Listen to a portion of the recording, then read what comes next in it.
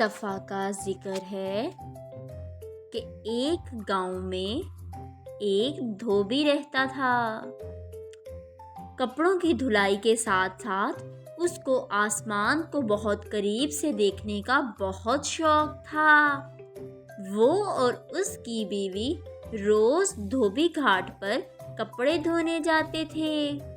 ایک روز جب اس کی بیوی کپڑوں کو سکھا رہی تھی تو اس کی نظر آسمان پر پڑی اور کیا دیکھتی ہے کہ آسمان سے ایک ہاتھی اڑتا ہوا زمین پر اتر رہا ہے، اور جیسے ہی وہ زمین پر اترا تو وہ غائب ہو گیا۔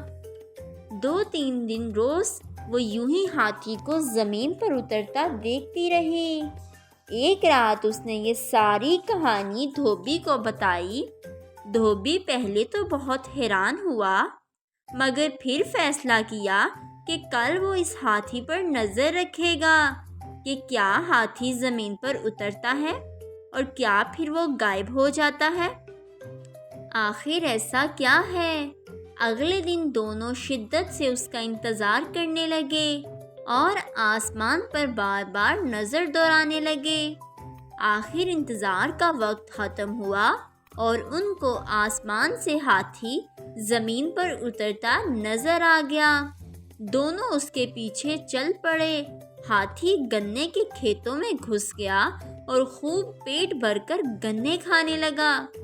ہاتھی کا پیٹ بھرا اور اڑنے کی جب تیاری کرنے لگا، جیسے ہی اس نے اڑان بھری تو دونوں میاں بیوی نے ہاتھی کی دم پکڑ لی اور ہاتھی کے ساتھ اڑنے لگے۔ ہاتھی آسمان کی بلندیوں کو پہنچا تو دھوبی کیا دیکھتا ہے کہ ایک پہاڑ ہیرے سونے کے جواہرات سے چمک رہا ہے۔ یوں لگ رہا تھا جیسے کوئی اپنا خزانہ یہاں چھوڑ کر بھول بیٹھا ہے۔ دونوں میاں بیوی حیران رہ گئے۔ آخر ہاتھی پہاڑ پر اتر گیا۔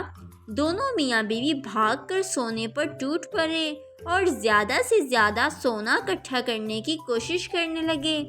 رات کے بڑھتے اندھیرے سے پریشان ہونے لگے تو اچانک ان کو خیال آیا کہ صبح ہوتے ہی وہ ہاتھی کی دم پکڑ کر زمین پر اتر جائیں گے۔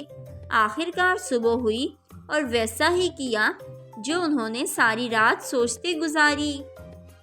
زمین پر اترے اور اپنے گھر کی طرف رواں ہو گئے۔ ایک غریب دھوبی جو دن بدن امیر ہوتا جا رہا تھا، اس کو دیکھ کر سارا گاؤں حیران و پریشان ہو گیا کہ اچانک ایسا کیا ہوا کہ دھوبی اتنا امیر ہو گیا ہے۔